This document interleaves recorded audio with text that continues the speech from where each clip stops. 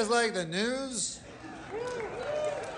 I always watch the news, and I'll tell you something about the news. I don't understand it.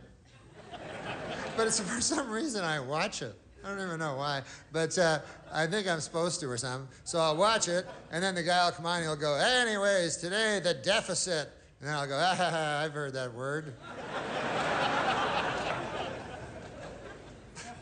And the guy goes, today the Dow Jones NASDAQ Composite Index is down. And then I go, that's not good. Down. Up. I like when it's up. That's my opinion on the...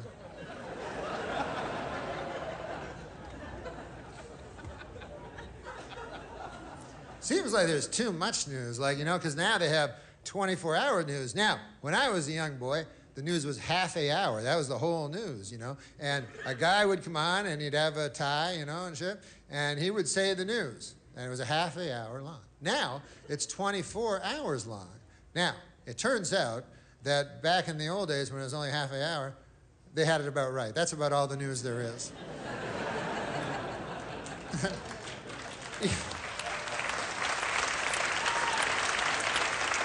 Even then, there'd always be like a story, some fucking story at the end about a caribou or some horse shit. So there wasn't even enough to fill the half an hour. But 24 hours, way too long. So they have to keep repeating stories all the time and everything, and they'll make up stories, you know? They do that a lot, make up things that aren't really news stories, but they have to, you know, fill the 24 hours, you know? And the one I noticed that they make up a lot, this is the latest one I've seen. I see this all the time on the news. The newsman will come on, and he'll go, good evening, everybody. This is the newsman. Whatever he says, he's not going to say that. And he goes, our top story tonight, a lady has vanished. That's the story. And then he goes, let's go outside where there's another guy. So then they cut to outside. And then there's a guy outside, and he's like, hey, listen, how's it going inside? We're outside, and we found out about this lady that vanished. Her name was Janice, and they found her car here in the Taco Bell parking lot. And don't worry about the car, it's fine. But can't find hiding her hair of the lady. Well, back to you. So then you're watching, you go, well, I don't give a fuck on account I never knew Janice in the first place. Matter of fact, I'm kind of happy it's Janice and not somebody I know. But then what they do is they start telling you about Janice, you know? And they go, hey, we found out some cool things about Janice. And you're like, no, that's cool, I don't want to hear it. They go, no, you want to hear it. They can't help themselves. So they go, let's go back to Bill. He's still outside. And how's it going, Bill? And Bill's like, it's all right. It's no inside, but it's cool. And anyways, we found out about Janice. Turns out she's a good lady. And we found some friends of hers, and here they are. And then sure enough, they show a lady, and it says, friend of Janice. And she says, I'll tell you something about Janice. You want to hear about Janice? Janice is the type of lady that you could always turn to. You know, you ever want to turn to somebody? Like if you got a problem or something, and you feel like you want to turn? You ever do that? Or maybe your neck just hurts and you want to anyways. The point of it is that once you swiveled your head over this way, the person you'd most want to see in your eye line would be Janice. And then they have another friend of Janice that wasn't the first one. And she'll go, I'll tell you, Janice, oh my God. She was the type of lady that she could walk into a room and light up the whole room, you know? And she didn't have a fucking lighter, not like that. She would just somehow, through sheer tyranny of will, she could somehow illuminate a room. I don't know. And that'd be Janice's third friend lady that's not one of the earlier two. And then she goes, I'll tell you about Janice. Is that who you're asking about, Janice? Janice was the type of lady that you could be talking to your best friend in the whole world, and then Janice come in and you go, fuck you, I'm talking to Janice. Because Janice is better than you. Come on, let's face it. She's better than all of us. So anyways, then you're at home and you start liking Janice, you know what I mean? You start getting invested in her. You go, God damn, that Janice is a cool lady. I would like to meet her one day. That would be a lot of, fuck, I forgot she vanished. Just my luck.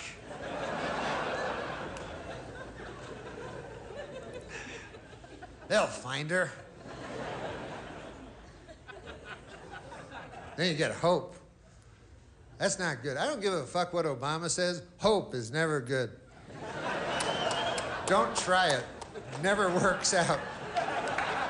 So you go, oh man, they'll find Janice. They're putting pictures up of her on telephone poles. I think that had worked once. And then the news keeps showing you more things about Janice, you know? And they'll show you like the home videos of her. You're like, God damn, look at that. She's eating a pizza. I like her hair like that. They'll find her. And then you become obsessed with Janice. It's all you can think of, you know? You're at work, fucking just can't wait to get home, agonizing over Janice, you know, and thinking about her with eating pizza and shit. And then you go home, and your nights are just fevered dreams of, you know, Janice and bangs and shit like that. And all you can do is turn on the TV and hope, and you know, and then one day, you know, they go, hey, more news on Janice. Here's Bill, he's still outside. And then Bill is like outside, and he's like, here we are. Where, as you can see behind me, they are scouring the woods. They're still searching for Janice, you know. And then you go, oh fuck, not the woods. You know, that's not.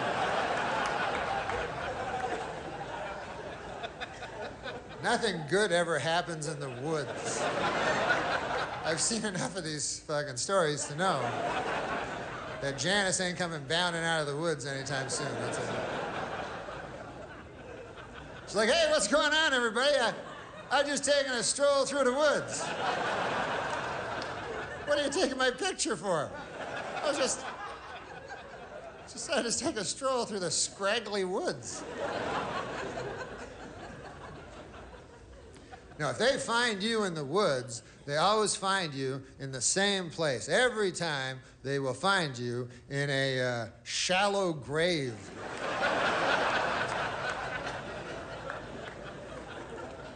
I don't know why they don't just look there in the first place. But if I was the police chief, I'd go, listen, I want every shallow grave in the vicinity checked out. I want to clear up this case by Tuesday on account of I'm running for DA or whatever. But doesn't shallow grave seem a mite rash? You know, like these serial killers are supposed to be so shrewd and cunning and everything, you know? At least according to the TV movies I've seen. And, but then when it comes time for the grave, they get a little hasty, you know? They're like, there you go, 3 twigs and a leaf. That ought to do it. That doesn't look like Janice anymore. I don't recall Janice ever wearing 3 leaves and a twig. Oh, well. Guess I'll go home and await the authorities now. You gotta prepare these things, you know? You gotta be a little smarter than that. You know? What I would do, and I would never, ever kill a lady in cold blood.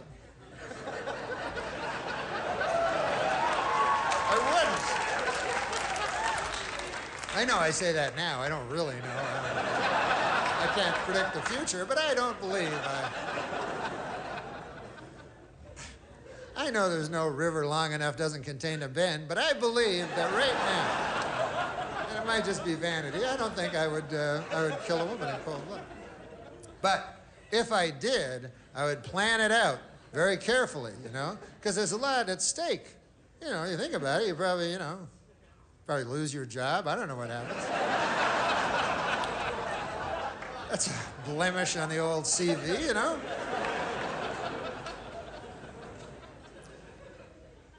Even in today's enlightened society, there remains a stigma to being a psychosexual sadist.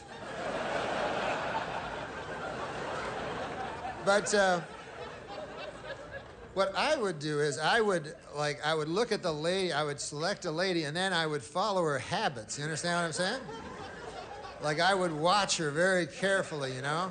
And I go, hey, I notice that every day she goes to that cheese sandwich shop, and then she comes out with a little paper bag. I'll bet you anything there's a cheese sandwiches in there. You know? So then I'd keep that in my head, you understand?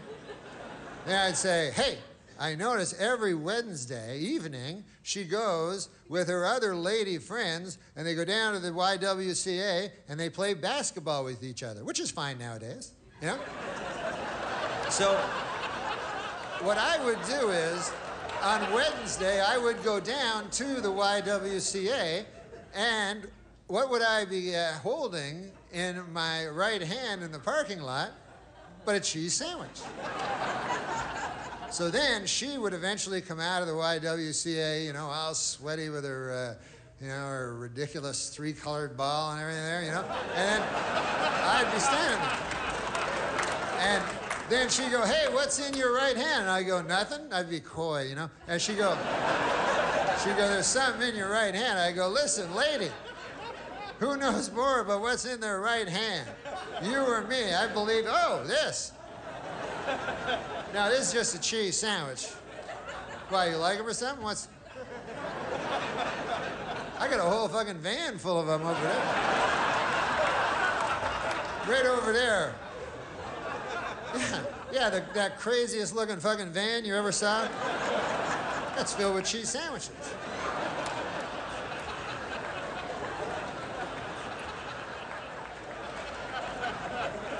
You don't have to have cheese sandwiches in the van, by the way. If you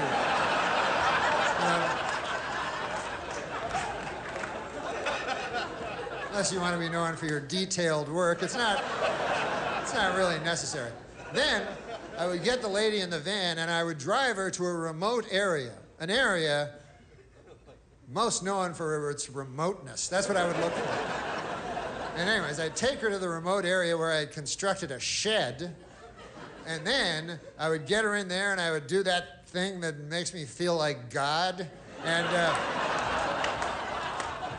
And then her screams would just bounce off the walls and echo out into nowhere and never touch the ear of civilized man again.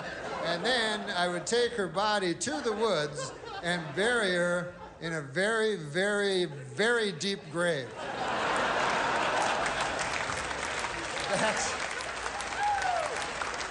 That would be most of my preparation. I would start digging the grave before I chose the victim. A couple years before, I'd be out digging a grave.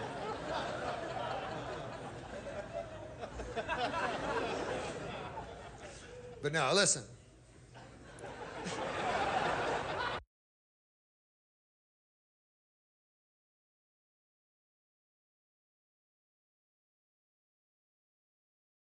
Want the same expert advice you get from the pros in the store while shopping online at DiscountTire.com? Meet Treadwell, your personal online tire guide that matches you with the perfect tire for your vehicle. Get your best match in 1 minute or less with Treadwell by Discount Tire. Let's get you taken care of. You can trust service by Lexus, because our Lexus certified technicians know your Lexus best. So you can enjoy driving with even more confidence, knowing your Lexus is giving you the performance you deserve. Do what's best for you and your Lexus with service by Lexus. Experienced only at your Lexus dealer. Harbor Freight knows time is money, so for our Spring Black Friday sale, we're getting straight to the deals. This weekend, you get 35% off jack stands, 56-inch roll cabs under $800, and 2,300 PSI electric pressure washers under $190. See? Straight to the point, so you can get straight to the savings. Whatever you do, do it for less at Harbor Freight. Valid until April 13th, 2025 while supplies last. Limitations apply. Like, this is where I'm at socially, to explain where I'm at on the social spectrum. I recently said God bless you to a cat.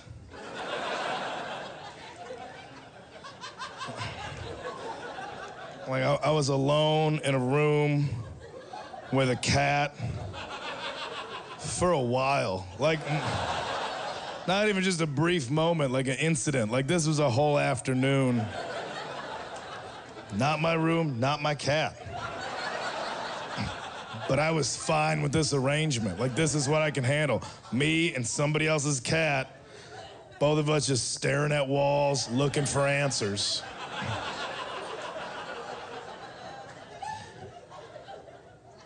And the cat sneezed, and then it was quiet. And that's what made it worse. Because if it would have just sneezed, it would be like, oh, God bless you. And then, well, you don't need that. You're a cat. We would have laughed. It would have been fine. But instead, there was a sneeze, and then it was just that moment of just me sitting like, how do I play this right now? Do I say something? I was raised right. I have loving, porno shopping parents that instilled values in me. It's like, yeah, but it's a cat. Fuck it, I'm going for it. So I turned to it. It's like, God bless you, cat. I didn't even know its name. I was just opening up for once. It's like, God bless you, cat. And the cat turned and looked at me, because that's what cats do. They look at the origin of sound.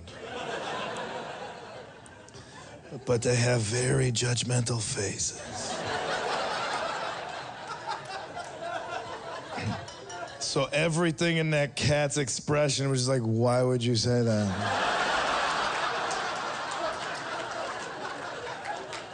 You know I don't have a belief system put into place that requires blessings from deities.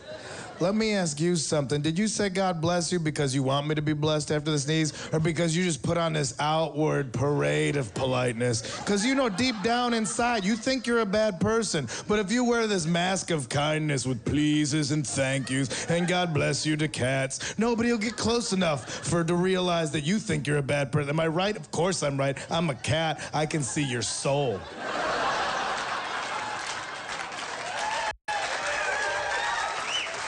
Did you know I was worshipped as a god already in ancient Egypt? Look at a sphinx, dude. That's me. I'm already a god. That means I get to bless myself. That's one of the benefits of being your own god. It comes in handy. I'm covered in cat hair and I sneeze all the time. I might be allergic. You think comedians don't like themselves? I'm a god that made myself in my own image, but I made myself allergic to myself. Why don't you explore self-hatred when I can't even stand to be in the same room with my physical body? I got so caught up, I'm just like, you gonna fuck yourself, cat? But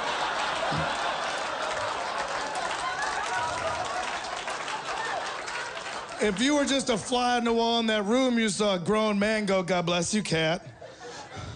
You gonna fuck yourself, cat? And that's why I'm not running around striking up conversations with people, because this is where I'm at with the animal kingdom right now, and it's not going so smooth.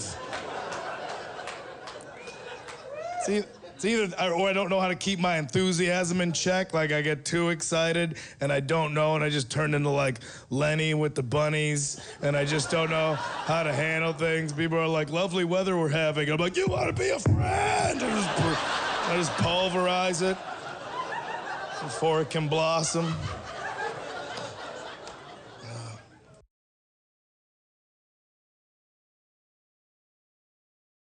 So, I know that I'm kind of negative up here. I know I started out talking about how I hate people and I don't like TV and I don't believe in God and I live in a crazy city and all this stuff. But, you know, here's the thing. You gotta have some light at the end of your tunnel, okay? You gotta have some light at the end of your tunnel. So I want to leave with a positive message right now. I don't want to keep it negative the whole time. And my message is don't ever give up your vices, ever. Ever. They're the only thing that lets you enjoy this life that we live. Now, I know some of you out there are real fucked up and you can't party and shit, and you're like, every time I do, I finger my cat, man, and I just, you know, all right.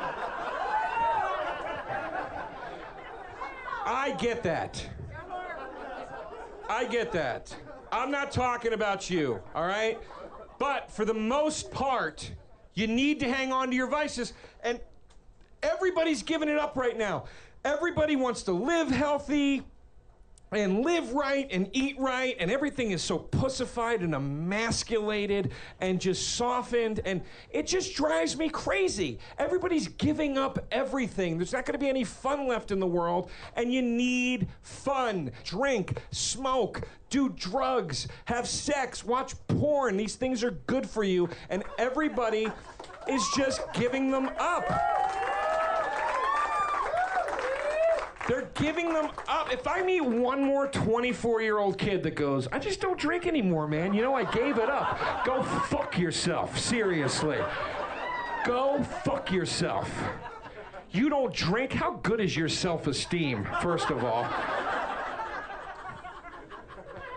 Really, you don't drink? You don't drink? You look at this world and you go, nah, don't need to fog that up at all. That looks good to me. God damn it, drink! It lets you feel good for a little while, lets you have fun. Alcoholism is not the problem they've made it out to be. It's just not. True alcoholism, by AA's definition, is when the substance makes your life unmanageable. That means you're a fall-down drunk or you're not. There's no such thing as a functioning alcoholic. It's bullshit, okay? And if you're wondering why everybody is filling up these AA meetings in every city you ever go to, it's because everybody needs a Cub Scout group to belong to. That's all it is. That's all it is. It's it. Everybody needs a place to go. Oh, do you get me? And my problems are important, aren't they? No, they're not. Nobody gives a fuck about you. You really should drink to forget about that, because that's depressing when you think about it. Smoke! Smoke! Well, I'm worried I might get emphysema. 20 pack years. That's what it takes to get emphysema. 20 pack years. It's a pack a day for 20 years. 2 packs a day for 10. 4 packs a day for 5. You got a lot of fucking options here, people. All right? Chop it up however you like. Smoke some cigarettes. They're great. They taste good. They taste really good. And you look cool when you do it. You look cool. And not because it makes you look like James Dean or anything like that. It's because when you smoke, everybody knows there's a guy that kind of doesn't give a fuck a little bit. Smoke, drink, do drugs. Do them. And I'm not talking about pot, okay, or mushrooms, or acid. Everybody does those. Do cocaine. Do it. Do it. You're not going to get addicted. Trust me, just trust me. You have to trust me on this. You're not gonna get addicted. Well, what if I die? Guess what? If you're gonna die from coke, happens within the first 60 minutes.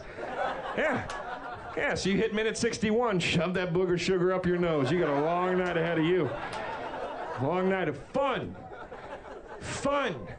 You know what coke does? It makes you feel fucking amazing. It makes you feel amazing. It makes you want to talk and connect to people. That's what it makes you want to do. And who cares if the conversation is nonsense? It doesn't matter. It feels good. It feels good to stay up till 7 a.m. in the kitchen of some girl's trailer in Alabama. You know, go. Yeah, people just didn't get the Phantom Menace, all right? That's all I'm saying. They didn't get it.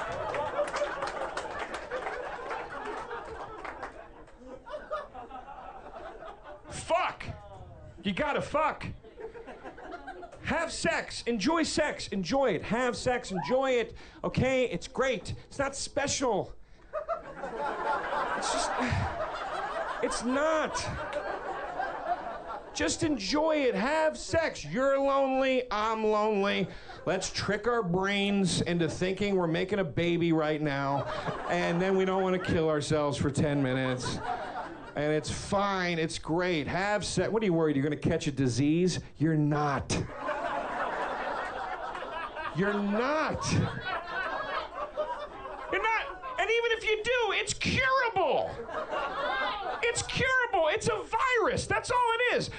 Oh my God, I caught a venereal disease. I gotta get my life together. I'm out of control. Do you do that when you get the sniffles? Do you do that? Do you walk around going, I gotta stop sharing glasses with people at the coffee shop because I got the sniffles again. I'm out of control. No, you don't. And all fucking gonorrhea is the sniffles for your dick. That's all it is.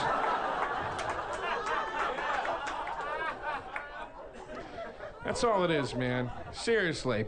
They're all curable, except herpes I know isn't curable, but you know, everybody's got herpes. I don't have it, but if I got it, I'd be like, well, I guess I have to bang people that have herpes from now on, and then we're good. Just do it. Enjoy it. Sex is not special. It can be, but it's usually not. Just like white bread can be communion sometimes.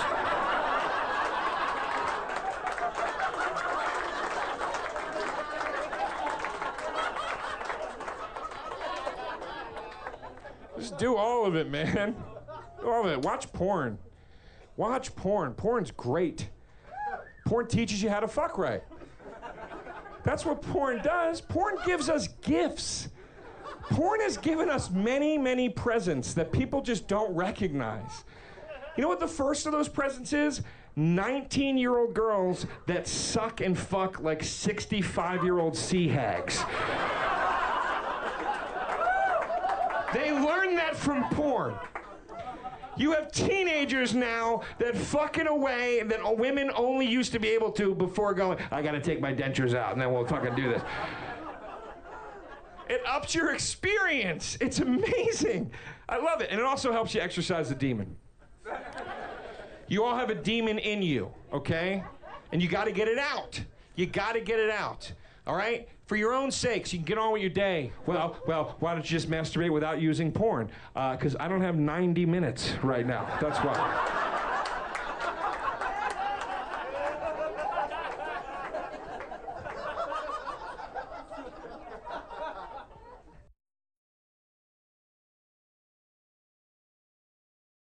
Out of all these vices, my favorite is food.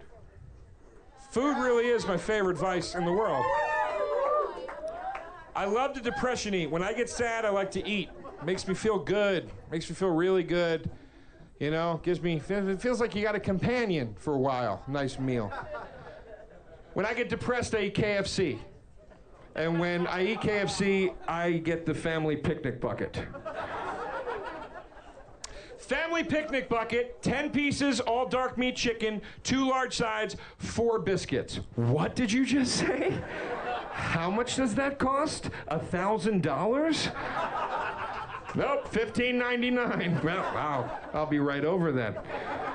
Faster than I thought I would have, because I don't have to stop at the bank right now and take out a loan for that magical thing. So, I'm feeling down one day. I'm gonna go to KFC. I'm gonna get the family picnic bucket. I'm gonna eat it all day till it's gone, okay? I walk in, I go up to the guy, I say, yeah, I'd like the family picnic bucket, please. And the guy immediately gives me a look that says, you don't have a girlfriend, do you? I say, for my 2 large sides, I'd like mashed potatoes and coleslaw, and you know what? Keep the biscuits, I don't eat them. He says, you want another large side then? That's what he said. I said, don't fuck with me right now, man. I'm in a bad place. Don't say it if you don't mean it. He goes, no, I mean it. You gotta get something for that biscuit money. That sounds like something a pimp would say, doesn't it? It does. You better get on with that biscuit money now. Or it sounds like a Miami bass song. Go, we with that biscuit money! We with that biscuit money!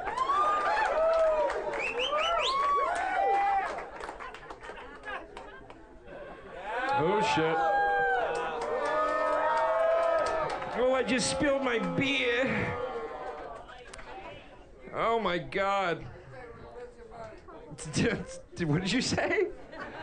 Save it with the biscuit money? What?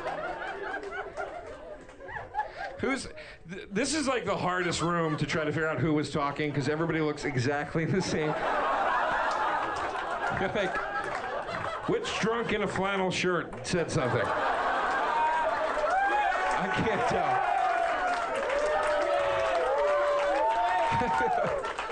I feel like we're like in Seattle '91 in this fucking Star Bar.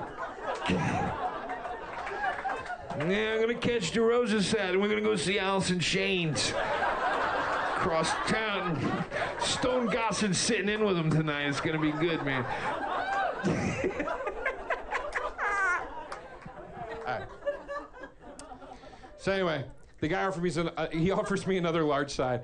I say, this is getting ridiculous. Another large side. Give me the green beans. All right, let's bring some health into the equation. You know, and the green beans at KFC are worthless. There's no health in them. They're just green straws in water. I don't know what they did to these things. They fucking cinder block pressed the vitamins out of them somehow. But it makes me feel better about myself that I got them, right? So then he goes, dude, do you want original recipe or extra crispy? I say, mix it up. I want to be surprised every time I reach into that bucket. He goes, great, you want some grilled too? You want me to kick in your fucking face right now? Did you hear anybody say grilled? Said I want to be surprised. Pleasantly!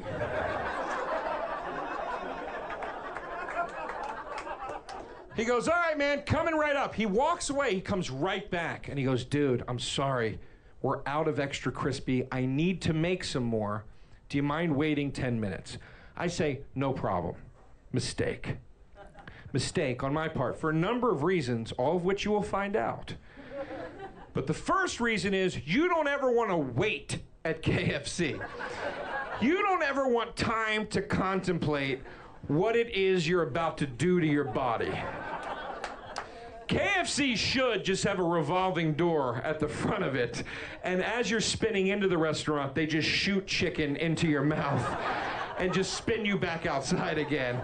And as you're dizzy and stumbling to the ground, you're like, what the fuck just happened? It tastes like chicken in my mouth. No thought, no thought. Okay? Because now I say, oh wait, so now I'm sitting in KFC with that same shit guilty feeling I get when I'm drunk in the lobby of a massage parlor. Should I be doing this right now? Are these girls slaves? Am I gonna get a hand job from a slave? Oh my God, this is terrible. I gotta get out of here. This is wrong. Oh, I'm up? Okay, great, thank you. That's great, thanks. Started to think over there, that was stupid. So I'm just sitting there waiting, right? And the guy comes back out, he goes, hey buddy, you want a soda? It's on me. And I go, why? And he goes, 'cause I feel bad you gotta wait. Just take a free soda. What the fuck is this guy trying to do to me right now? Is he trying to kill me? He already gave me the extra large side. Now he wants to give me a soda? I need a Gatorade IV to offset the sodium avalanche that's about to enter my body. I'm about to eat rock salt and chicken for him right now. He wants to dump sugar on top of it? I mean, look, I'm gonna take it. I'm not gonna be rude. But what's his angle? So he gives me a soda, I'm drinking it. Then he goes, buddy, you're up. And I go up to the counter and I watch him load the bag. You gotta do the bag check, right? You gotta. Did you ever get fast food and you get home and they forgot some shit? Oh my God, you wanna murder somebody. I don't mean kill, I mean murder. You're gonna tie somebody to a chair and just start at their scalp with a paring knife and just work your way down. And just watch the skin fucking peel off like a fruit roll-up. So I watch him load the bag. I just stand there, I'm like, chicken, boom. Mashed potatoes, boom. Gravy, boom. Coleslaw, boom. String beans, boom. Then he goes, buddy, we're gonna give you some potato wedges. Sorry again about the wait. Stop it! Then I see him put the box of biscuits into the bag.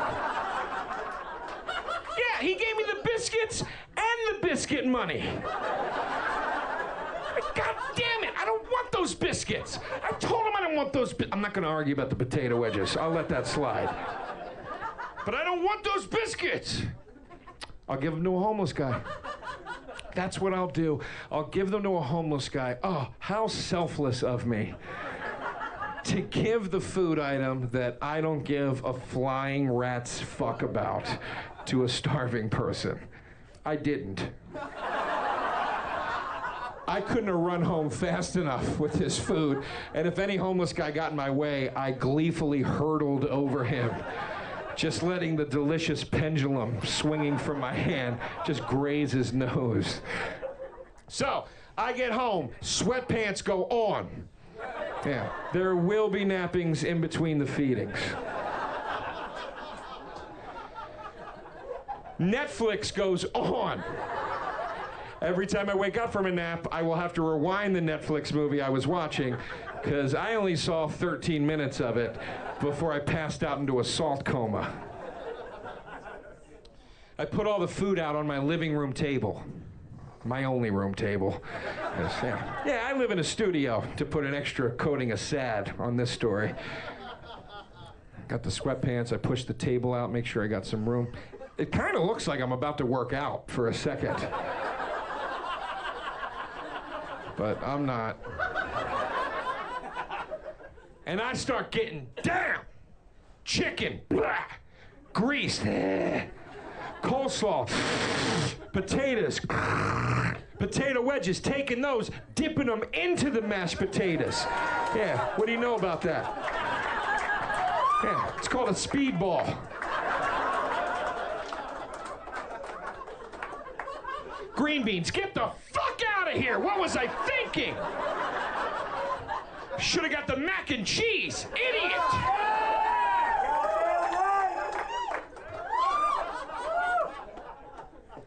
So, I barely scratched the surface with this food.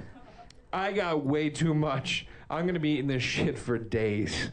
I overshot it. Oh, it's like I made a wish with the monkey's paw, and that wish has come back to bite me in the ass.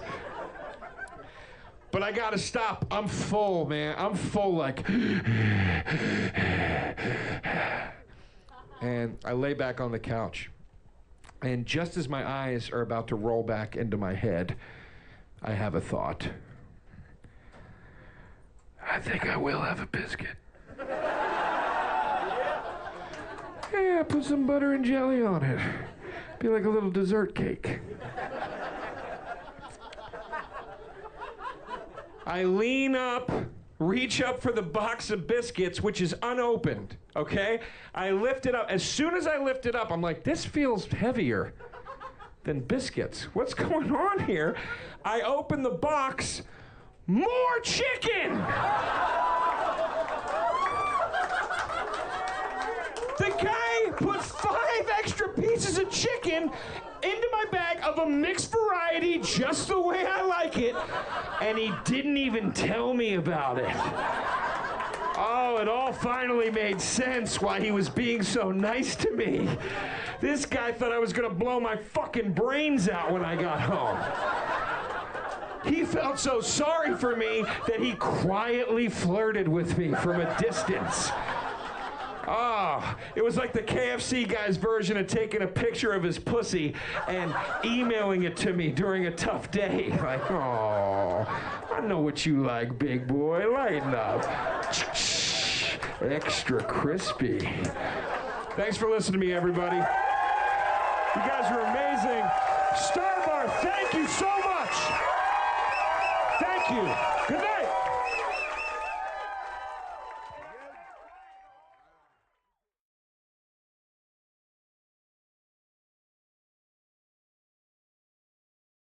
Harbor Freight knows time is money, so for our Spring Black Friday sale, we're getting straight to the deals.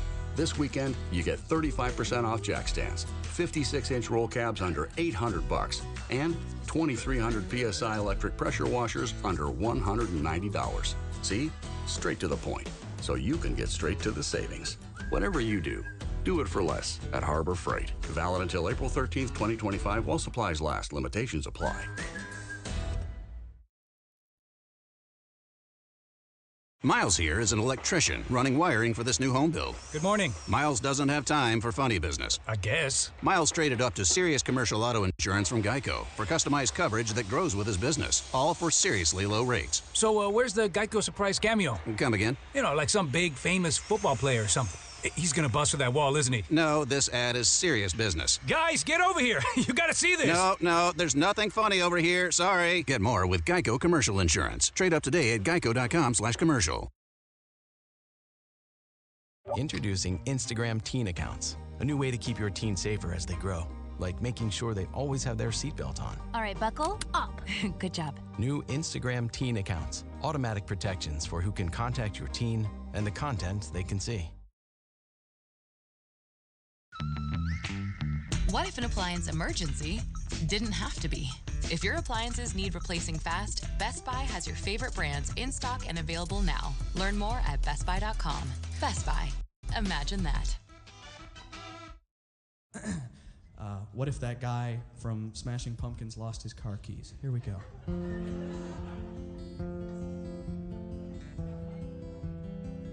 It's a catchy title, I know.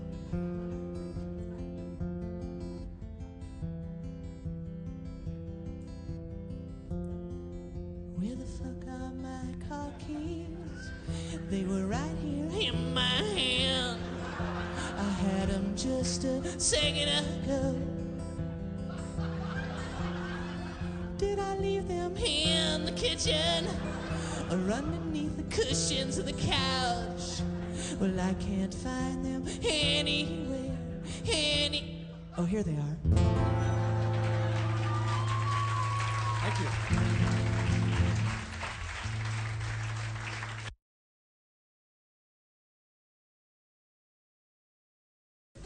I even go to bookstores, people. I like the Barnes & Noble, the Borders. They have the lowest pressure sales staff on earth. You can go in there, pull 10 books off the shelf, go, hey, where do I pay for these? Pay for them, read them here. What do you think the 800 couches are for? What are you studying for a test? Here's a highlighter. Mark it up all you want. I don't give a shit.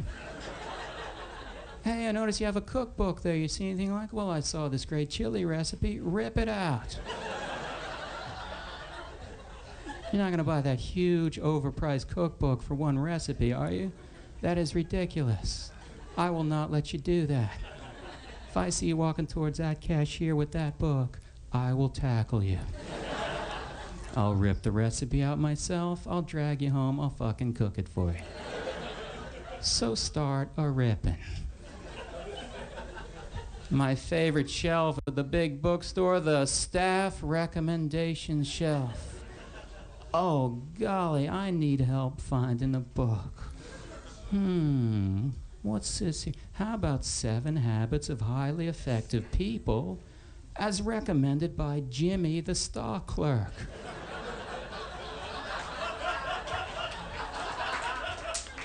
What does it say on this little card? I read this book and it turned my whole life around. Wow, Jimmy, what were you doing before you read that book? You only have the shittiest job in the place.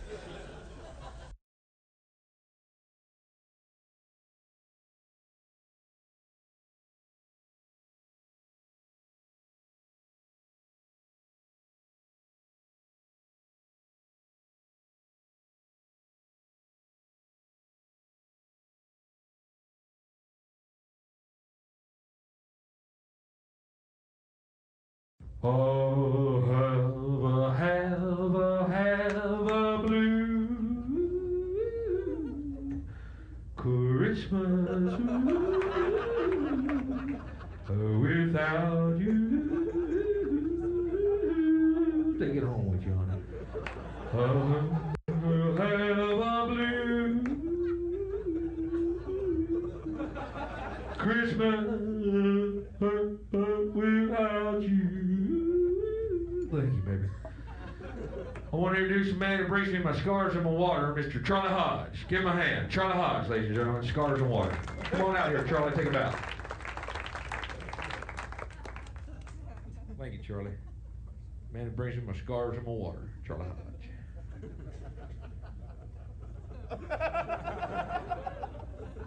It's so funny, every live Elvis album, there's a point when Elvis introduces everyone in the band, the singers, da-da-da-da-da-da, and at the end of all this, he goes, and the man who brings me my scarves and my water, Mr. Charlie Hodge. Who is this tick sucking on Elvis's behind, giving Elvis scarves and water, probably taking care of the rest of his fucking life, too. Charlie Hodge, man who brings me my scarves and my water. Charlie Hodge, ladies and gentlemen.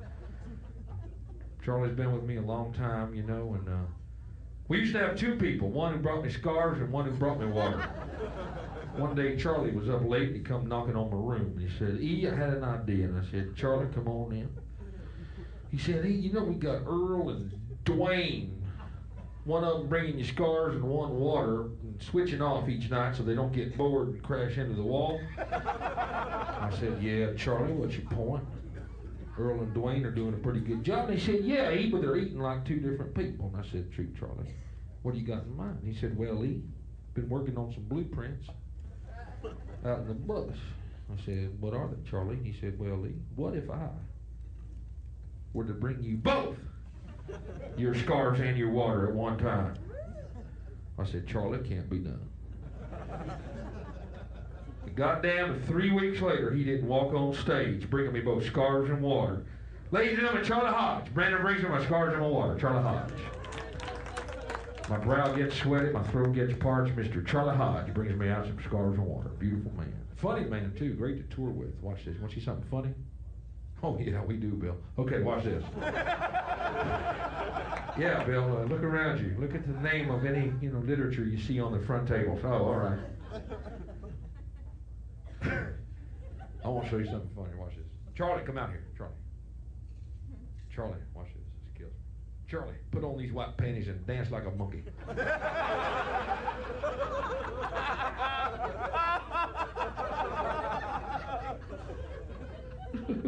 Charlie Hodge, ladies and gentlemen, give him a hand. Charlie Hodge. Scarves, water, white panties, dancing like a monkey. Charlie Hodge, that's my boy. Isn't he a great man? Charlie Hodge. Great burly hairy man, Charlie Hodge. Looks good in them white panties, don't you? Been on the road a few months, that Charlie Hodge. He's not back there, sir. Get back here. This is all a figment of my imagination. Get back here. This is a figment of Dr. Nick's imagination right now. Charlie's saved my life several times, too. I'd take too many Dr. Nick's vitamins, and I'd wake up on the bathroom floor on my back like a doodly bug. And Charlie, fearing that I'd go into a coma, would straddle me wearing them white panties. And if that weren't exciting enough, he'd rub 2 popsicles on my temple to keep my pulse rate going. Charlie Hodge, ladies and gentlemen. Scarves, water, white panties, popsicles on the temple, dancing like a monkey. For that, I give him a trailer out back at Graceland to raise his 15 waterhead hillbilly rude cracker spawn that he's had with every two-tooth fucking waitress in every goddamn Waffle House in Kentucky County. Just for bringing me my scarves and my water. Charlie Hodge gets a whole life paid for, ladies and gentlemen, because he's the one, when my brow is sweaty and my throat's parched, will run out there like a little monkey boy with a popsicle stick sticking out of his buttock, his white panties pulled against his hairy stomach, dancing like a monkey, bringing me some scarves and water, just to keep me interested in living, you know? Keep little me excited one more night. I've had it all. I've had mothers, I've had daughters, I've had mothers and daughters eating each other, and I loved it, but man, it's not enough anymore. And the only thing that gets little E going anymore is Charlie Hodge in a pair of white panties with a popsicle stick up his butt, 2 rubbing against my temples, straddling my chest, my big old lard-encased fucking chest. Charlie Hodge, ladies and gentlemen, my man, Charlie Hodge, scarves and water. And for that, I've given him a 500 Cadillacs and one for each of his little cracker spawn. He's had with every buck-tooth, inbred, fucking one-eyed hillbilly waitress bitches in every Waffle House IHOP that our bus stops at in our never-ending tour across this great land, Mr. Charlie Hodge. He's a beautiful man. Scars and water, Charlie Hodge.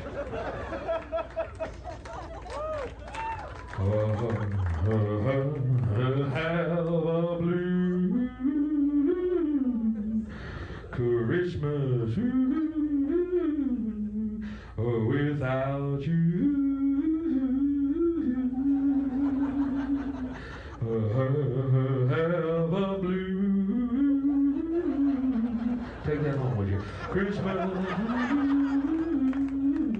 without you. Celebrate. They got noisy, man. Christmas. See what happens without Charlie Hodge, ladies and gentlemen. I gotta wipe my sweaty brow on every object in sight. The overhead is amazing. In bar stools and mic stands alone, we could lose money on the tour. That's why I pay extra for a man, a brain encased in lard and fucking hairy and southern belly, swirled around a pair of virginal white cotton panties pulled up tight around his own little Charlie. Charlie Hodge, ladies and gentlemen. Scars and Water. Give it up for him. Charlie Hodge. Come on out and take a bow, Charlie.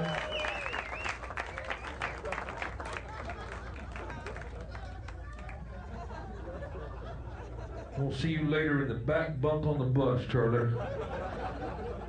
Liking the way your titties jiggle when you run them scars after me, boy. We ain't stopping in no Waffle House tonight, boy.